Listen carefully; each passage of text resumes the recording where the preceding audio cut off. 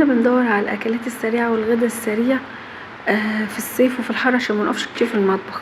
هعمل معاكي وصفه حلوه جدا. هنعمل شاورما اللحمه بطريقه سهله وبسيطه وهتطلع حلوه جدا.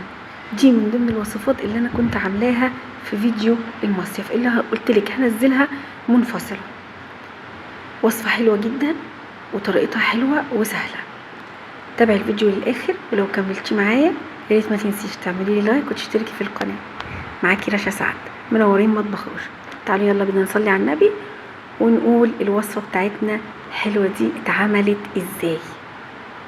وهتعملي الكميه دي كلها، ما تجيش بالثمن ساندوتش من بره تجيبيه، لان دلوقتي اسعار الساندوتشات الشاورما كانت لحمه او فراخ بقت عاليه جدا.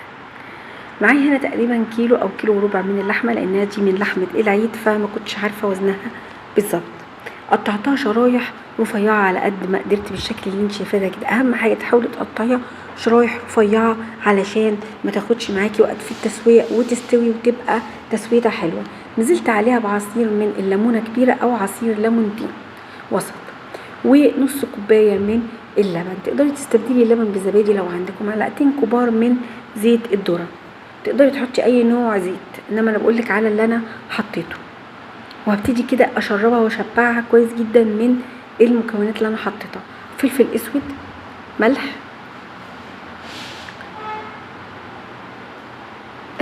معلقه من القرفه، معلقه من الجنزبيل، معلقه من الثوم البودر على البصل البودر، توابل لحمه، 7 بهارات، بابريكا، ولو عندك سماق ممكن تحطي شويه صغيرين برضو هيدي طعم حلو جدا. هغلفها كويس جدا بالتتبيله اللي انا حطيتها وهغطيها. واهم حاجه ان انت تبيتيها ليله كامله في التلاجة تشرب من التوابل واللبن والليمون كويس جدا علشان تدي طعم الشاورما بتاعت المحلات كده. انا كنت قعدتها ليله كامله في التلاجة.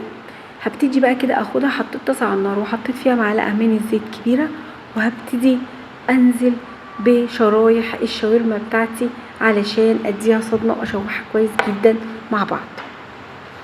ولما تبتدي تتشوح ولونها يتغير هبتدي اضيف ميه درجه بدرجه، نص كوبايه كده تستوي فيها لحد لما تستوي تماما. تقريبا خدت معايا من ساعه لساعه الا ربع على ما استوت. ما تحطيش اي مكونات نهائي الا لما تتاكدي ان شرايح اللحمه بتاعتك استوت.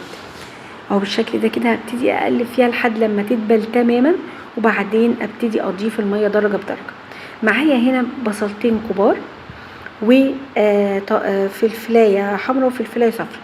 كده كانت الشاورما بتاعتي استوت، وزودتها بالميه لحد لما قعدت حوالي ساعه على النار. نزلت بعد كده بشرايح البصل متقطع جوانح رفيعه، وهبتدي اشوحها معاها كويس. مجرد لما البصل يختفي بنزل في الاخر بشرايح الفلفل، لاني انا ما ببقاش عايزه شرايح الفلفل تستوي تماما، لا بنبقى نص تسويه علشان تبقى بتدي زي مضغه معاك كده، بتدي طعم حلو مع الشاورما بعد التسويه. كده كانت الشاورما بتاعتي استوت، وخدت حوالي ساعه وربع على النار بتسويه البصل والفلفل. انا كنت واخداها معايا المصيف عشان كده حطيتها في علبه تلاجة. زي ما انت شايفه معايا لونها حلو جدا وكانت ريحتها قلب البيت كده. انا كنت عشان اشيلها في الفريزر عشان اخدها معايا.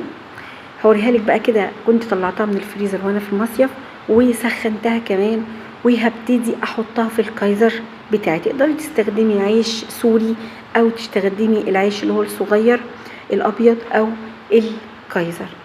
كنت عامله كول سلو برضو في فيديو المصيف استخدمته معايا هنا. ممكن تستخدمي طحينه، بس ما كانتش معايا طحينه متوفره فاستخدمت الكول سلو بديل للطحينه. حطيت طبقه منها كده في الكايزر، وبعدين حطيت الشاورما عليها وغطيتها بالكاتشب اهو بالشكل ده كده، وادت طعم حلو جدا. لو متوفر طحينه حطي طحينه اهو بالشكل ده كده. كان لونها تحفه وطعمها كان خطير، والتتبيله كانت رائعه وكانت مستويه حلو جدا. حطيت على وشها كاتشب يبقى السندوتش بتاعك. عندك بقى خس ممكن تحطي كابوتشا برضو هيدعم السندوتش بتاعك. الكمية دي عملت لي الكمية اللي انت شايفاها طبعا موفرة في البيت، شاورما اللحم بالطريقة الأصلية. لو عجبتك وصفتي اشتركي في القناة وفعلي زر الجرس عشان هتوصلك أحلى الوصفات مني. شاورما اللحمة من مطبخ روشة.